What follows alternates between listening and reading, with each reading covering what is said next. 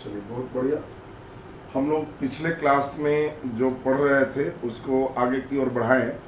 पिछला क्लास आप सभी लोग देख रहे थे जिसमें था बंगाल के गवर्नर की बात आपने देखा। पिछले क्लास में गवर्नर में आपको हमने बताया था कि जो बंगाल का गवर्नर है उसमें मुख्य रूप से आपका सबसे इम्पोर्टेंट चीज जो है वह है बंगाल के गवर्नर में पहला नंबर गवर्नर।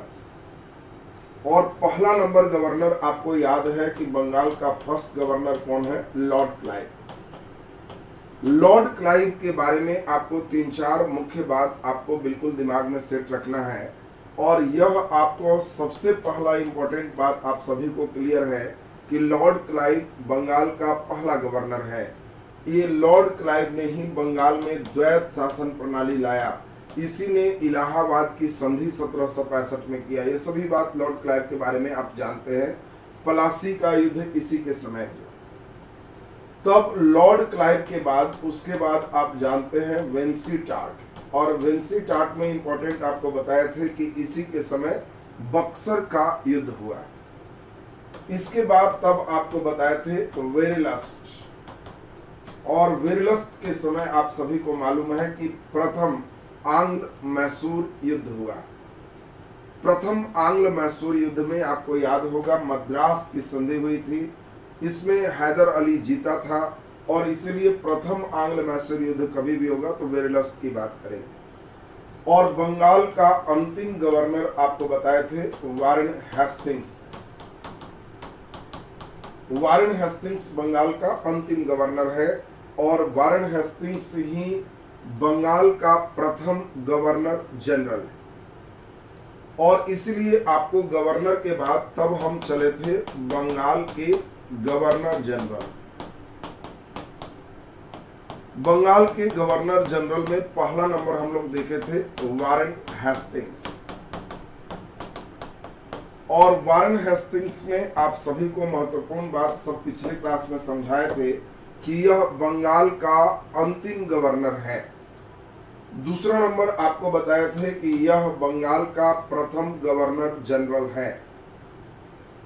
तीसरा नंबर आपको बताए थे कि वारेन हेस्टिंग्स के समय ही रेगुलेटिंग एक्ट आया।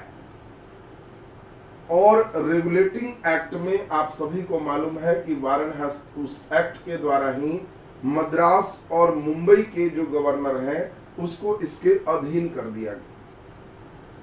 इसमें आप सभी को मालूम है कि वारेन हेस्टिंग्स के समय ही द्वैध शासन प्रणाली समाप्त हो गई। बिल्कुल द्वैध शासन प्रणाली अमन कुमार जी बता रहे हैं, बिल्कुल सही आंसर है।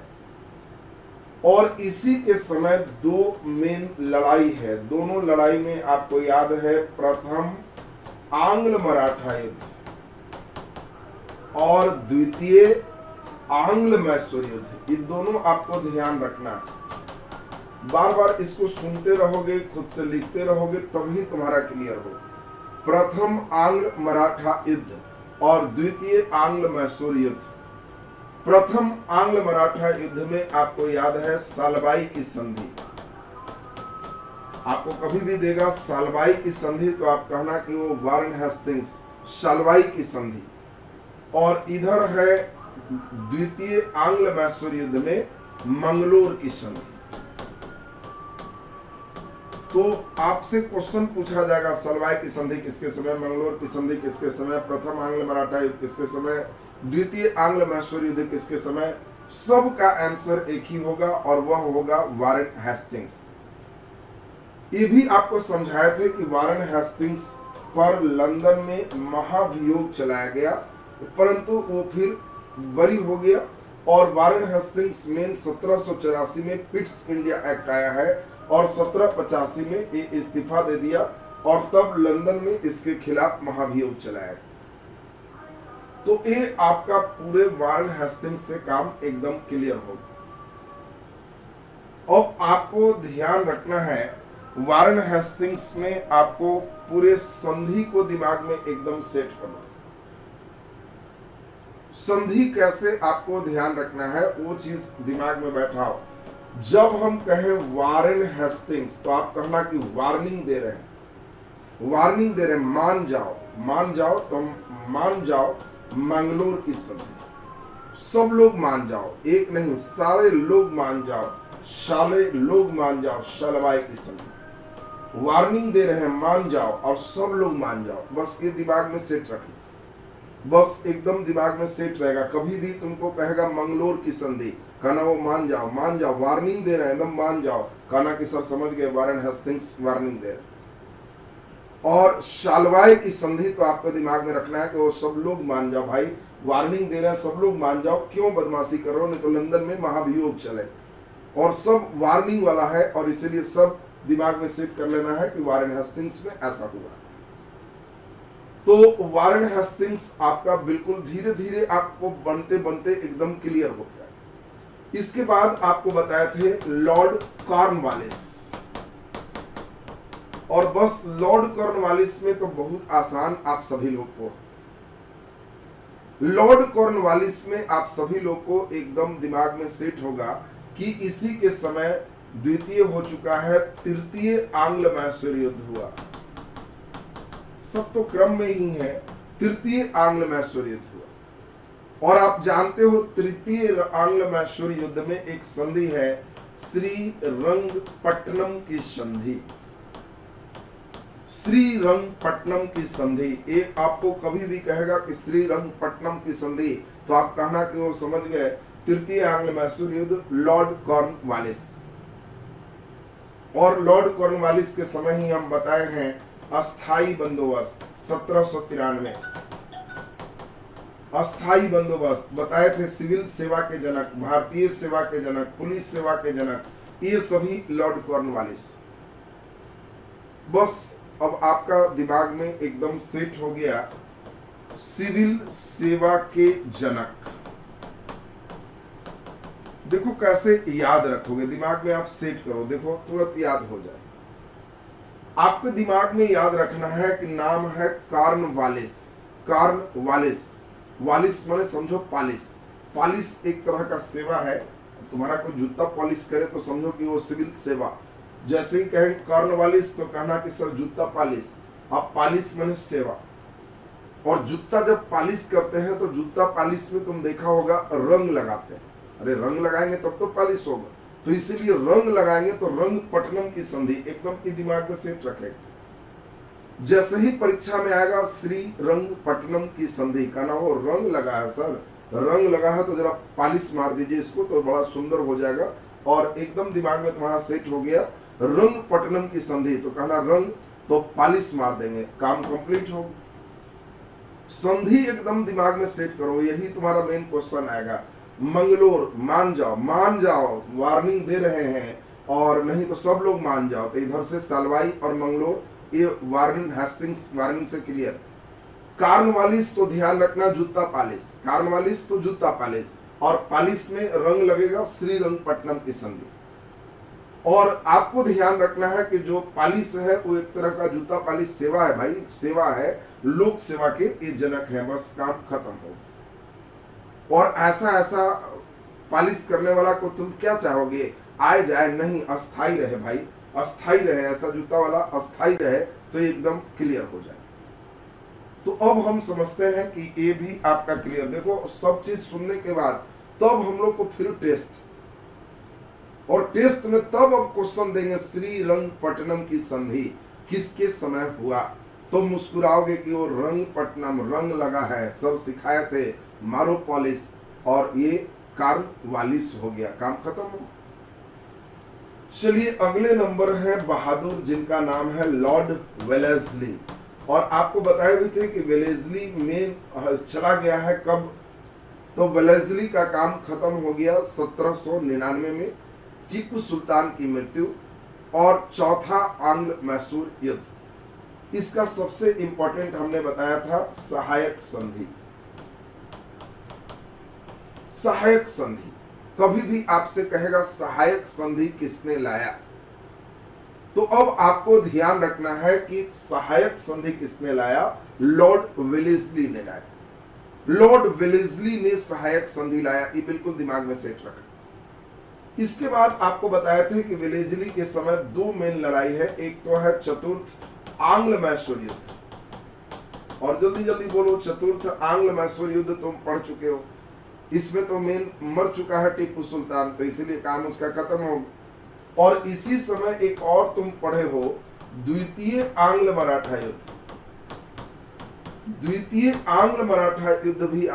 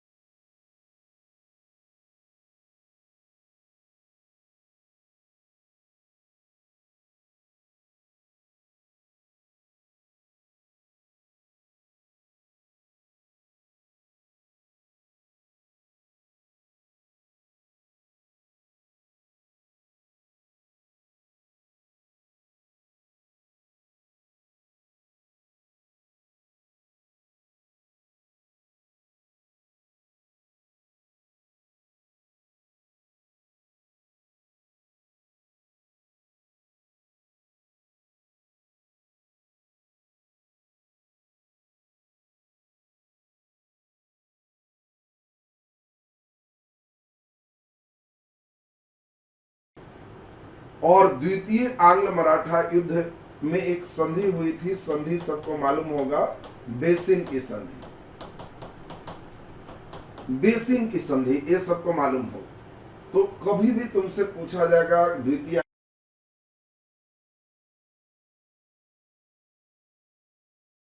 आंग्ल मराठा युद्ध, चतुर्थ आंग्ल मैसूर युद्ध, सब वेलेस्ली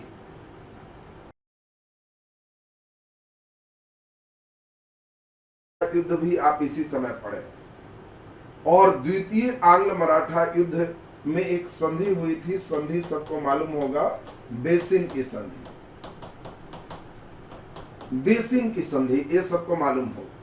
तो कभी भी तुमसे पूछा जाएगा द्वितीय आंग्ल मराठा युद्ध, चतुर्थ आंग्ल मैसूर युद्ध, सब वेलेस्ली, और एक सहायक संधि लॉर्ड वेलेस्ली के समय। हाँ, समस्याएं होती है कि सर भूल जाते हैं। सुनो, खाली दिमाग में एक हल्का रफ कंस्ट्रक्शन रखो, जैसे हम ही लोग को याद कैसे रहता। कभी भी हमसे पूछेगा बेसिन की संधि तो हम वेलेस्ली मारेंगे, कभी नहीं भूलते। कारण हम अपने दिमाग में क्या बैठाए रहते हैं वो तुमको बता देते हैं। हम दिमाग में बैठाए रहते हैं कि बेसिन के पास गए और नल खोल के एकदम चालू रखे हुए। क्यों?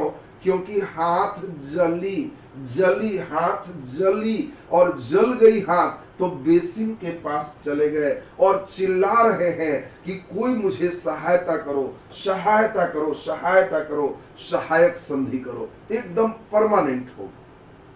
तुमको कभी परीक्षा में आएगा बेसिन की संधि तो कहना अरे अरे अरे अरे, बेसिन के पास सर बोले थे कि हाथ जली, और जली का मतलब आपको वेलेस्ली, एकदम ये जली दिमाग में सेट रखना। तो अब बताओ, हमारे दिमाग में बस यही सेट है कि जैसे कोई कहेगा बेसिन की संधि तो हम कहेंगे लॉर्ड वेलेस्ली। अब वो कहेगा कि सर कैसे याद किए हुए हैं, तो हम अंदर अंदर मुस्कुराएंगे कि अरे भाई बेसिन है बेसिन। और बेसिन के पास कब जाते हैं? जब कोई चीज जलने लगा, कुछ हो गया, तब गए बेसिन के पास, नल चालू, और चिल्ला रहे हैं सहायता करो, सहायता करो। ये सहायक संधि भी इसमें शामिल हो। तो अब हम समझते हैं कि संधि में आपका कभी दिक्कत नहीं होगा। कभी भी आपसे पूछा जाएगा बेसिन की संधि तो मुस्कुराओगे कि सर एकदम जली और पहुंच गई बेसिन के पास, सहायता के लिए चिल्लाया, और इसलिए सहायक संधि भी एकदम क्लियर हो। और इसके बाद लॉर्ड मिंटो था, वो तो अमृतसर की संधि, ये आपको मिंटो का याद है। इसके बाद एक इंपॉर्टेंट था आपको लॉर्ड हेस्टिंग्स। देखो, दो हेस्टिंग्स है, एक वार्निंग दे के हेस्टिंग्स है, वो वारन हेस्टिंग्स है, और वार्निंग दिया है सबको सलवाई की संधि। तो वारन हेस्टिंग्स का संबंध जोड़ना सलवाई की संधि से, और मान जाओ वार्निंग दे रहा है मंगलोर की संधि। जबकि यहां लॉर्ड हेस्टिंग्स है, ये वारन हेस्टिंग्स से अलग है। और लॉर्ड हेस्टिंग्स रहेगा तो कहना कि वो समझ गए इसी के समय है सुगोली की संधि। लॉर्ड हेस्टिंग्स, सुगोली की संधि, आंग्ल नेपाल युद्ध 1814 से 16, 1816 में सुगोली की संधि, ये आपको बिल्कुल क्लियर है। और इसी ने आपको याद होगा पिंडारियों का दमन किया था, और इसी के कारण इसके समय तृतीय आंग्ल मराठा युद्ध हुआ, लास्ट हुआ, और इसी से पेशवा का पद हमेशा के लिए समाप्त हो गया था 1818 में। तो ये आपका पेशवा का पद समाप्त होना, पिंडारियों का दमन होना, तृतीय आंग्ल मराठा युद्ध होना, ये सब में दिमाग में सेट रखना कि लॉर्ड हेस्टिंग्स है। लॉर्ड हेस्टिंग्स बिल्कुल दिमाग में आपका सेट रहना चाहिए। चलिए अब हम लोग यहाँ पर ध्यान दें, लॉर्ड हेस्टिंग्स के बाद अगले नंबर हम लोग देखे थे लॉर्ड एमहर्स्ट। एमहर्स्ट में सिर्फ आपको बताए थे यांडबू की संधि, प्रथम आंग्ल बर्मा युद्ध। और तब आज के क्लास हम लोग को शुरू करना है, और यह क्लास हो जाएगा आपका भारत के गवर्नर जनरल। अब आज के क्लास में सभी बच्चे ध्यान दें, ये बंगाल के गवर्नर जनरल के बाद 1833 में जो अधिनियम आया, इससे नाम रखा गया भारत का गवर्नर जनरल। अब सब लोग को पूरा ध्यान देना है आज के क्लास में भारत के गवर्नर जनरल। और इसमें आपको बताए थे कि भारत का प्रथम गवर्नर जनरल कौन था, तो Lord William Bentinck. Lord William Bentinck. अच्छा, देखते हैं तुम्हारे पास दिमाग में है या नहीं कि भूल गया। बताओ जल्दी जल्दी, श्रीरंगपट्टनम की संधि का संबंध किस गवर्नर जनरल से है? जल्दी आंसर। श्रीरंगपट्टनम का संधि किस गवर्नर जनरल से संबंधित है? एकदम फटाक से आंसर दो जिससे हमको लगे कि एकदम क्लियर। अरे वाह, रंग है तो पॉलिश, पॉलिश बने कॉर्नवालिस, और बिल्कुल सही आंसर। देखो एकदम सही आंसर, जल्दी बोलो एकदम जल्दी। बेसिन की संधि का संबंध किस गवर्नर जनरल से है? बेसिन की संधि का संबंध किस गवर्नर जनरल से है? जल्दी आंसर। अरे वाह, बेसिन के पास गए क्योंकि हाथ जली और बिल्ली जली। एकदम सही, वेरी गुड। देखो तुम्हारे दिमाग में कितना बढ़िया बैठ गया। इसी को कई बच्चे बड़ा परेशान रह रहा था, कई बच्चे बड़ा परेशान था कि सर याद नहीं होता है, लिखते जा रहे हैं, लेकिन यही तुमको धीरे धीरे करना है, सब याद हो जाएगा। समझेंगे, एक बार सुनेंगे, थोड़ा दिमाग लगाएंगे, फिर क्वेश्चन तुमको अभ्यास करवाएंगे, फिर उसके बाद जहां चलोगे तब लगेगा कि सर अब एकदम परमानेंट हो गया। चलिए अब जल्दी जल्दी हम लोग चलते हैं, लॉर्ड विलियम बेंटिक से मिलते हैं। बहुत इंपॉर्टेंट, पहला तो इंपॉर्टेंट हो गया कि यह बंगाल का अंतिम गवर्नर जनरल है। बंगाल का अंतिम गवर्नर जनरल हो गया, एक बात इंपॉर्टेंट। और दूसरी बात इंपॉर्टेंट है कि यह भारत का प्रथम गवर्नर जनरल है। आपसे कभी भी पूछा जाए कि भारत के प्रथम गवर्नर जनरल कौन है? Lord William Bentinck. आपसे कभी भी पूछा जाए बंगाल का अंतिम गवर्नर जनरल कौन था? Lord William Bentinck. Lord William Bentinck बहुत ही सामाजिक रहा, भारतीय समाज में वो बहुत घुला मिला, और इसी कारण से इसने भारतीय समाज के कई नियमों में हस्तक्षेप किया। ये दो तीन बात इसके समय सबसे इंपॉर्टेंट, एक सबसे इंपॉर्टेंट है कि इसी के समय स्पष्ट हुआ 1813 के ही चार्टर से अधिनियम आया था कि आप पढ़े होंगे, अगर हमारा नियम कानून वाला आप वीडियो देखे होंगे एक्ट वाला, तो उसमें हमने आपको बताया था कि 1813 के चार्टर में अधिनियम आया था कि भारतीयों को पढ़ाने के लिए 1 लाख रुपए का बजट। ये बात आपको याद हो कि भारतीयों को पढ़ाने के लिए 1 लाख रुपए का बजट है। ये 1813 के चार्टर अधिनियम से एक अधिनियम आया था। लेकिन भारतीयों को कैसे पढ़ाया जाए, मदरसा में पढ़ाया जाए, संस्कृत स्कूल में पढ़ाया जाए, कैसे पढ़ाया जाए, ये बात बिल्कुल स्पष्ट नहीं थी।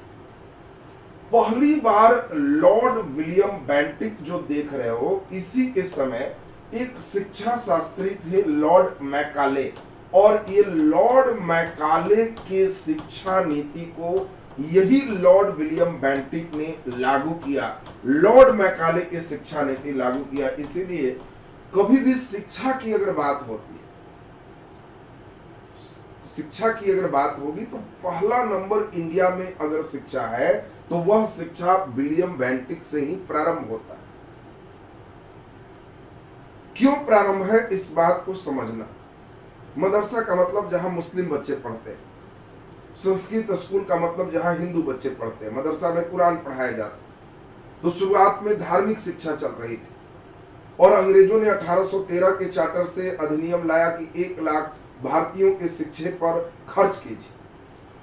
तो उस समय अंग्रेज लोग क्या किए, मुस्लिम लोग जहां मदरसा में उनके बच्चे पढ़ते थे वहां खर्च किए, हिंदू लोग के बच्चे जहां पढ़ते थे वहां खर्च किए। अब इसमें मेन समस्या यह है कि 1 लाख रुपया कहां खर्च करना। तो पहली बार इस शिक्षा के डेवलपमेंट के लिए एक अंग्रेज है लॉर्ड मैकाले। मैकाले ने एक शिक्षा नीति बनाया और उसने स्पष्ट किया कि ये जो भारतीय है इसको अंग्रेजी शिक्षा दिया जाए, इसको ऐसा पढ़ाई करवाया जाए कि ये देखने में भारतीय लगे लेकिन अंदर से अंग्रेजियत से भरा हो, ये स्वरूप में भारतीय हो लेकिन दिमाग से अंग्रेज। ये अंग्रेज की बातों का समर्थन करे कि ये अच्छा है, भले वो देखने में भारतीय है। और ये अंग्रेजी शिक्षा आज जिस अंग्रेजी पर कोई व्यक्ति 4 लाइन अंग्रेजी बोलता है तो वो अंग्रेजी बोलने वाले को आप महान समझते हो, हिंदी वाले को हीन समझते हो। ये तुम नहीं समझ रहे हो, ये मैकाले का ब्रेन था जो तुमको देखने में भारतीय लेकिन अंदर से अंग्रेजियत भरा है। ये मैकाले का देन। और लॉर्ड मैकाले ने जो शिक्षा नीति बनाया, इस मैकाले के शिक्षा नीति को पहली बार लॉर्ड विलियम बेंटिक ने लागू किया कि अब 1 लाख का जो खर्च है वो सारा खर्च हम कहाँ करेंगे, अंग्रेजी शिक्षा पर करेंगे। अब मदरसा में, संस्कृत बोर्ड में कोई खर्च नहीं हो। अब जो भी खर्च होगा वो सब अंग्रेजी शिक्षा पर खर्च होगा। और तब वहां से ब्रिटिश इंग्लिश स्कूल खोलना शुरू हो। तो यह चीज देखो, सबसे इंपॉर्टेंट बात ध्यान रखना।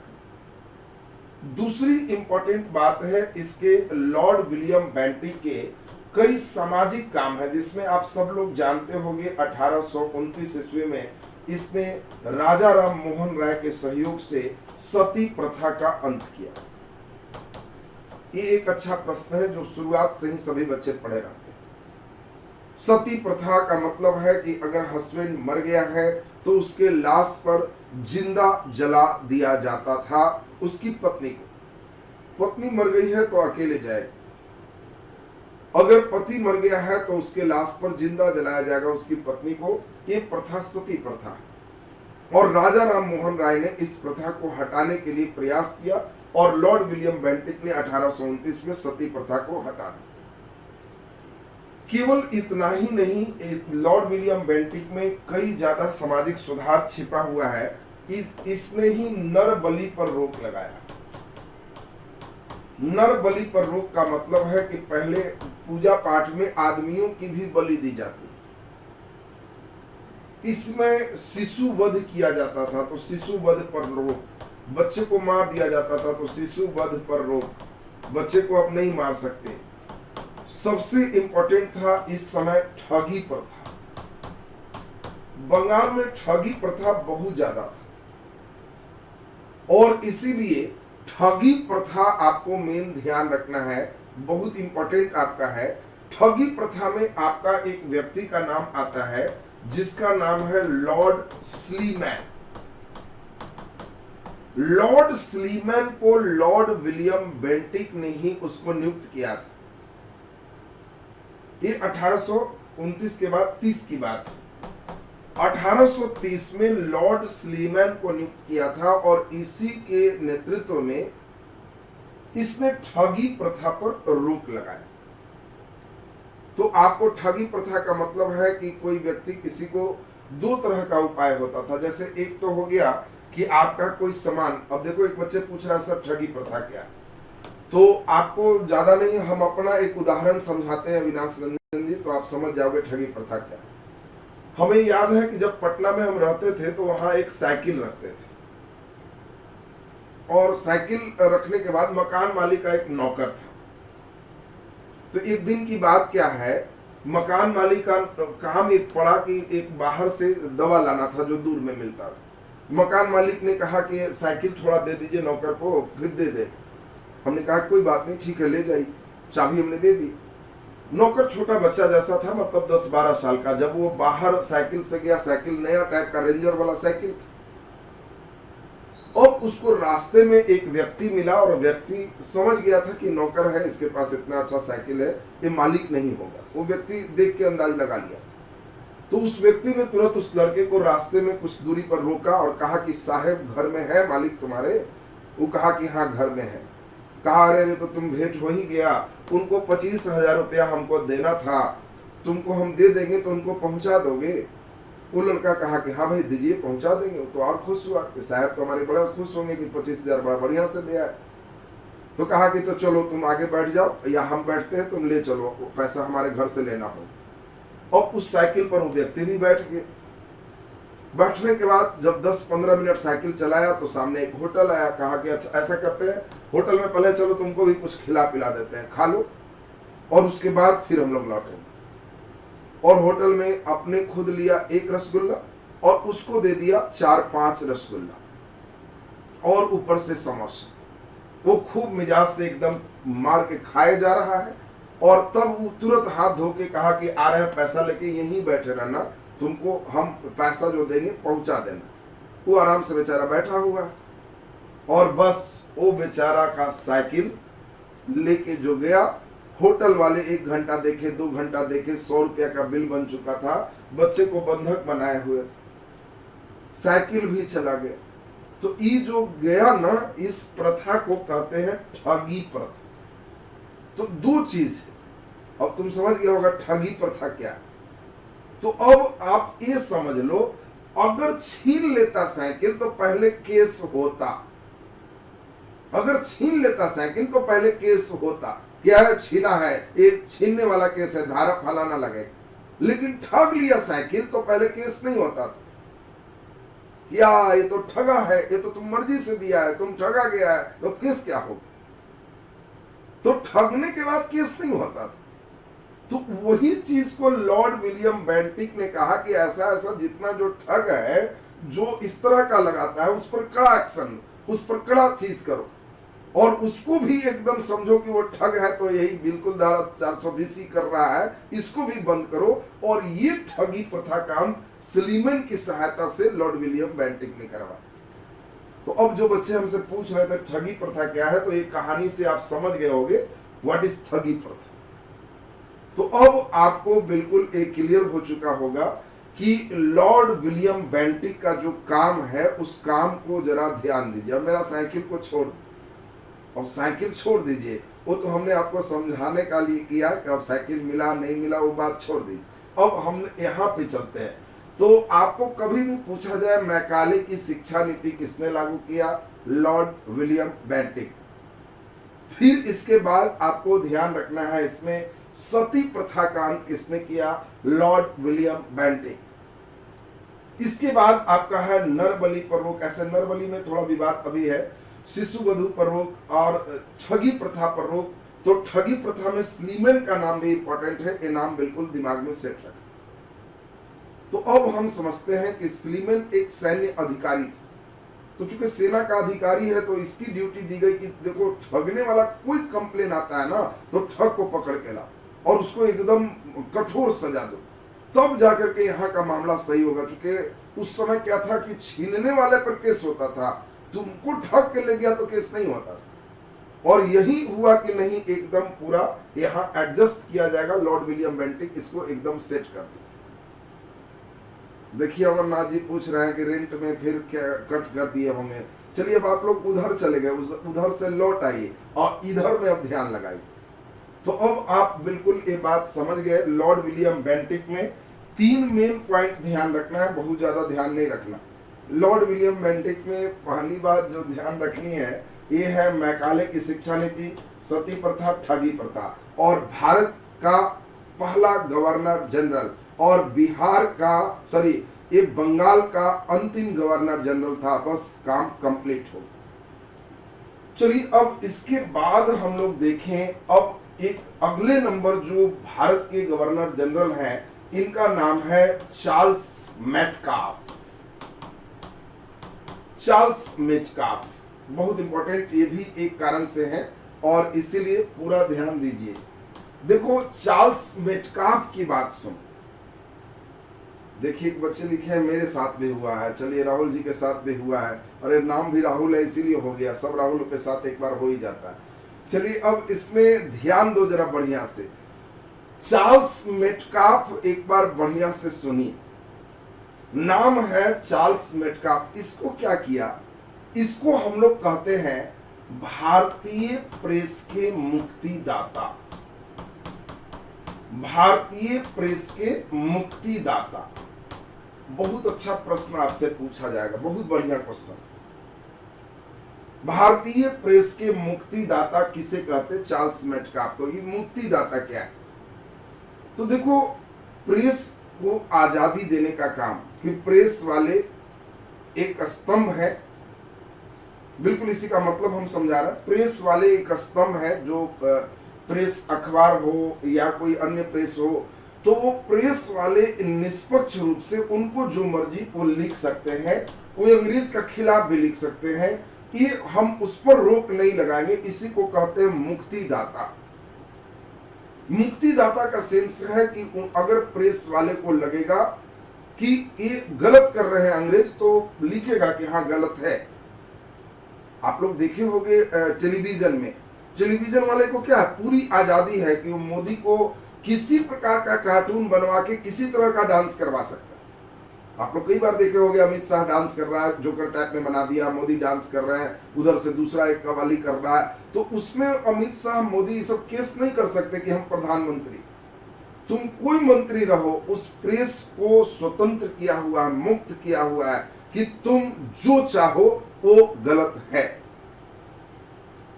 तो वो जो चाहो लिख सकता है, ये मुक्तिदाता का सेंस में है। जो चाहो तुम कर सकते हो, ये मुक्तिदाता का सेंस है।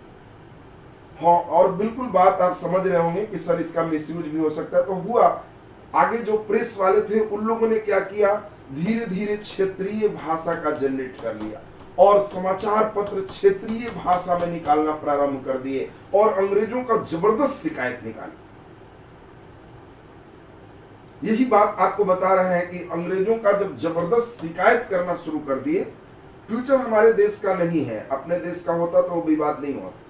वो ट्विटर इंटरनेशनल चीज, तो ट्विटर पर चूंकि अमेरिका के अलग कानून है, अमेरिका के नियम को मानता है, भारत के नियम को नहीं मानता। तो भारत कह रहा है कि तुम उसका मानेगा तो मेरा क्यों नहीं मानेगा। ट्विटर विवाद ये नेशनल नहीं है, नेशनल में हमारा कोई भी सिस्टम है, कोई विवाद नहीं। अब ट्विटर अमेरिका की बात मानेगा और भारत की बात नहीं मानेगा तो भारत उस पर दबाव डालेगा कि नहीं नहीं, वहां जो चीज है तुम मेरे यहां भी करो, नहीं तो हम तुमको भगा देंगे। वो हड़का रहा।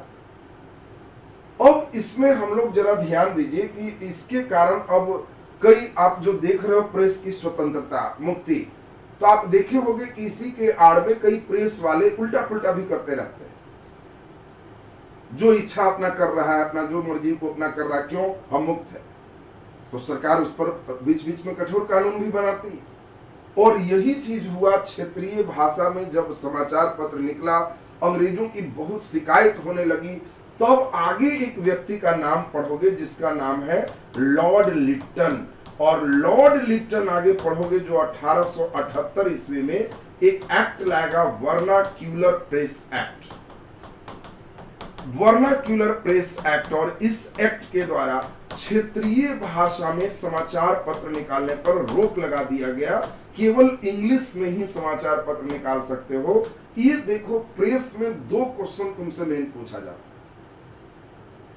2 क्वेश्चन ही सबसे ज्यादा पूछा जाएगा। एक वर्नाक्यूलर प्रेस एक्ट, तो ये एक भयंकर ब्रेक, 1878 में ब्रेक लग गया कि नहीं, जो भी लोग हैं उल्टा पुल्टा कोई नहीं निकालो।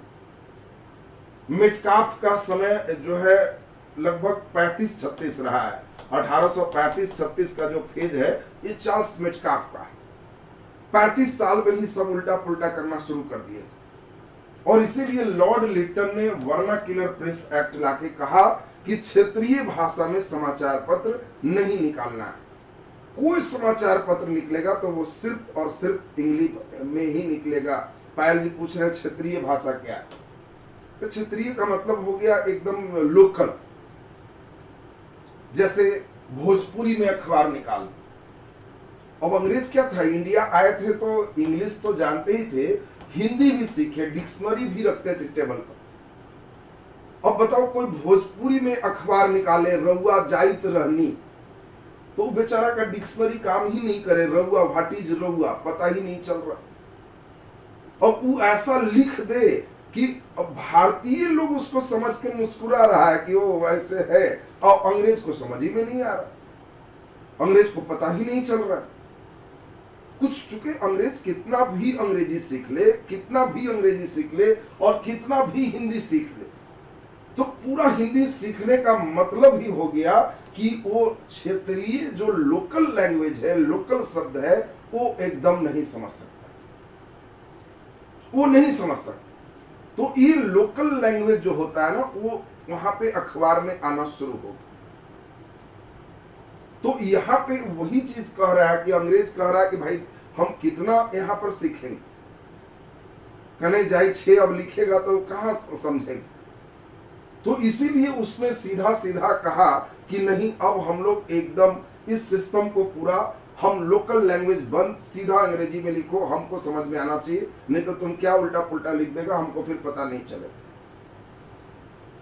तो गांव की कुछ लोकल अपने शब्दावली होते हैं, अखबारों में उसको प्रयोग कर दिए, अंग्रेज को समझ में नहीं आ रहा है, उल्टा पुल्टा लिखे जा रहे हैं, यहाँ से मुक्ति मिला हुआ है ही, तो भारतीय के अंदर तो द्वेष आना शुरू हो गया। तो ये चार्ल्स मेटकाफ ने बिल्कुल एक लाइन बिल्कुल ध्यान में सबको रखना है, अभी वर्नाक्युलर प्रेस एक्ट आगे आएगा, चूंकि हमने दोनों को इसीलिए जोड़ दिया कि आपके दिमाग में बिल्कुल बात एकदम बैठ जाए। तो आपके पास एकदम दिमाग में ये बैठ गया कि चार्ल्स मेटकाफ भारतीय प्रेस के मुक्तिदाता है, ये एकदम दिमाग में बैठ गया। इसके बाद हम लोग जरा ध्यान दीजिए, अगला नंबर हम लोग चले चार्ल्स मेटकाफ, चूंकि एक ही वर्ष रहा है, बहुत लंबा समय नहीं रहा। इसके बाद आता है Auckland, Lord Auckland. Lord Auckland अगले भारत के गवर्नर जनरल बन के आते हैं। ये 6 साल तक लगभग रहते हैं, मतलब 36 से लेकर के 42 तक ऑकलैंड रहे। और ऑकलैंड की बात आप सभी को मालूम हो, बिल्कुल देखिए कई बच्चे लिख रहे हैं अफगान युद्ध, बिल्कुल सही आप समझ रहे हैं, क्योंकि आपको याद है कि लॉर्ड ऑकलैंड ने ही त्रिपक्षीय संधि किया था, और सभी को याद होगा ये त्रिपक्षीय संधि 3 का संधि था। एक आपको याद है कि उधर अफगानिस्तान से शाह शुजा भाग करके आया था, क्योंकि वहां पे आपका याद होगा दोस्त मोहम्मद वहां पे शासक हो गया था अफगानिस्तान, और मेन शासक शाह शुजा है।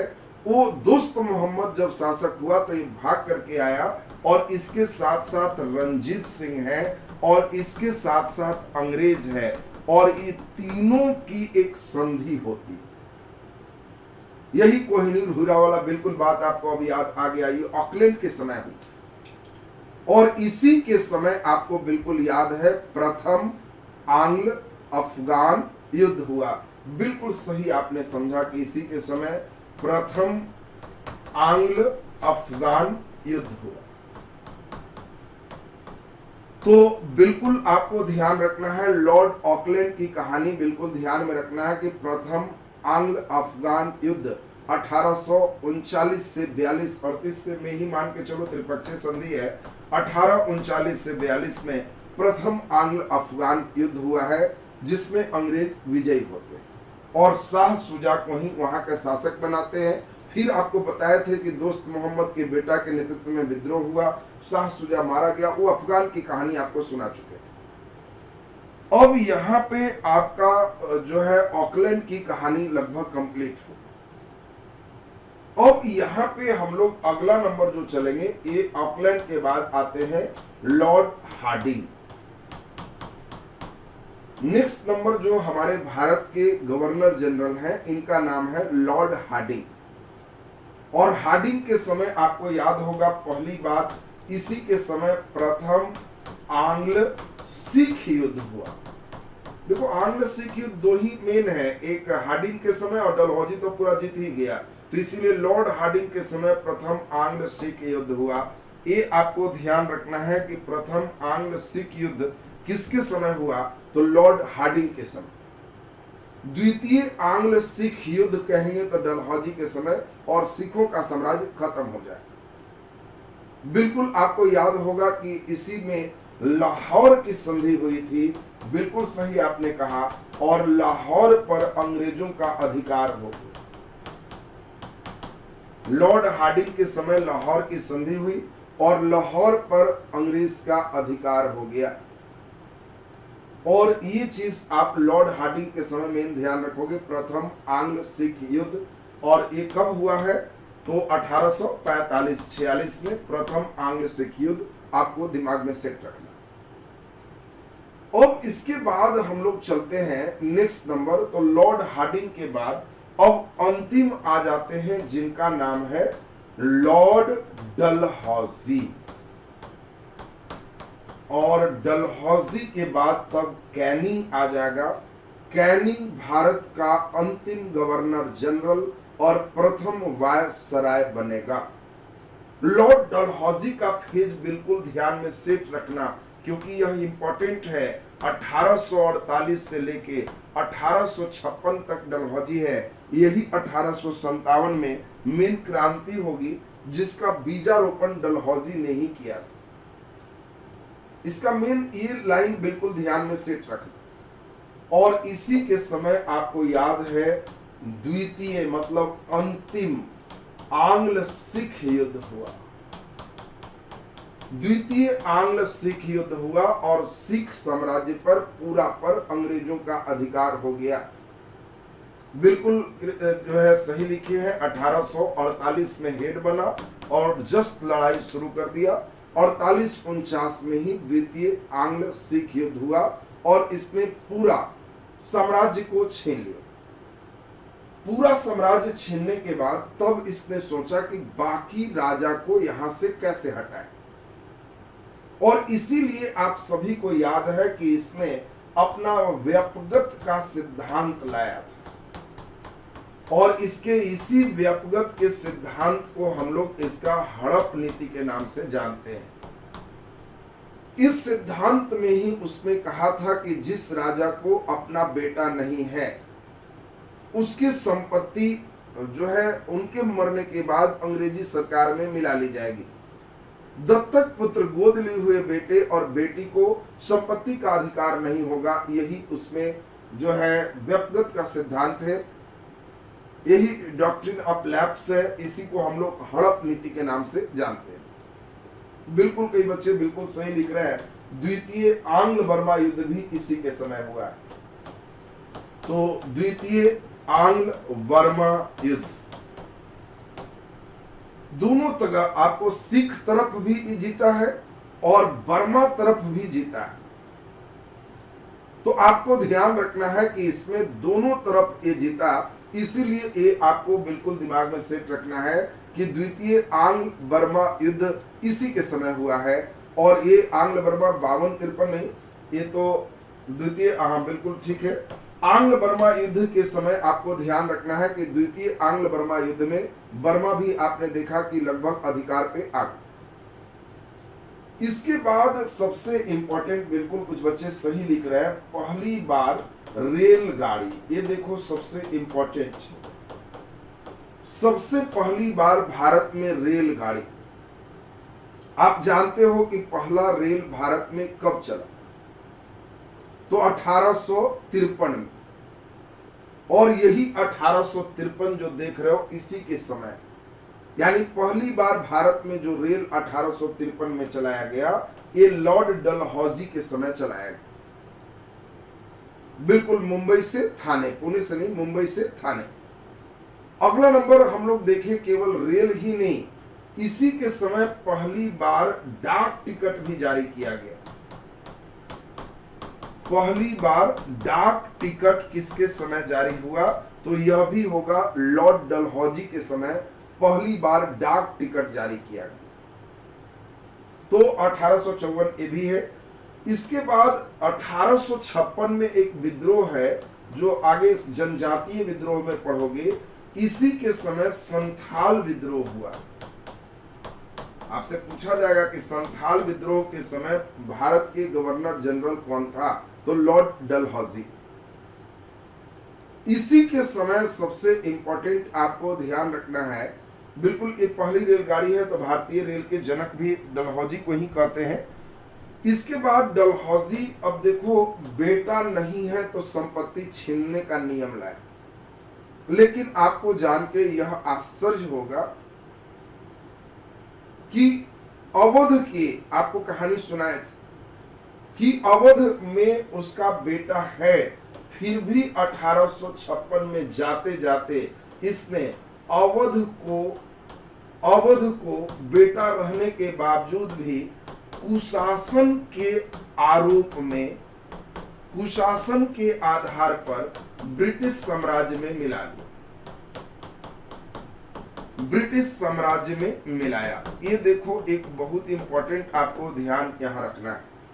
आपको पूछा जाएगा कि अवध को किस आधार पर मिलाया, तो कुशासन के आधार पर। कब मिलाया, तो ध्यान रखना है कि 1856 में। किसने मिलाया, लॉर्ड डलहौजी। लॉर्ड डलहौजी एक इंपॉर्टेंट था जिसपे आपको ध्यान रखना था। पहली बार रेलगाड़ी, पहला डाक टिकट, इसके बाद द्वितीय आंग्ल सिख युद्ध, इसके बाद द्वितीय आंग्ल बर्मा युद्ध, दोनों द्वितीय लास्ट दोनों का था, दोनों ये मिला लिया। एक तरफ ध्यान रखना, सिखों को भी जीतने वाला डलहौजी, बर्मा को भी जीतने वाला डलहौजी। और इसके बाद आपको ध्यान रखना है कि संथाल विद्रोह भी डलहौजी के समय हुआ। अब अंतिम जो आप देख रहे हो इसका नाम है लॉर्ड कैनिंग। और लॉर्ड कैनिंग ये इसी के समय 1857 का विद्रोह होगा। और लॉर्ड कैनिंग अंतिम भारत का गवर्नर जनरल है और पहला वायसराय। और इसीलिए वायसराय जो हम लोग पूरा पढ़ेंगे उसमें कैनिंग से शुरू करेंगे। लगभग 2 क्लास वायसराय का चलेगा, उसके बाद पूरा सिस्टम ये आपका कंप्लीट हो जाए। तो आज के क्लास में हम लोग भारत के पूरा जो गवर्नर जनरल है उन सभी बातों को आप पढ़ चुके हैं। अब यहां से हमने तो पूरी तैयारी रखा था आपके टेस्ट के क्वेश्चन के लिए। ऐसा नहीं कि हमारी तैयारी नहीं है, आपके टेस्ट का पूरे क्वेश्चन हमारे पास तैयार है। सिर्फ एक क्वेश्चन अभी ट्राई करेंगे, कल हम टेस्ट कर लेंगे आपका, और उसके बाद तब हम वायसराय शुरू करेंगे। तो देखते हैं अभी इस क्वेश्चन का आंसर कितने बच्चे हमें सही करते हैं। पढ़ो तो जरा क्या कहता है।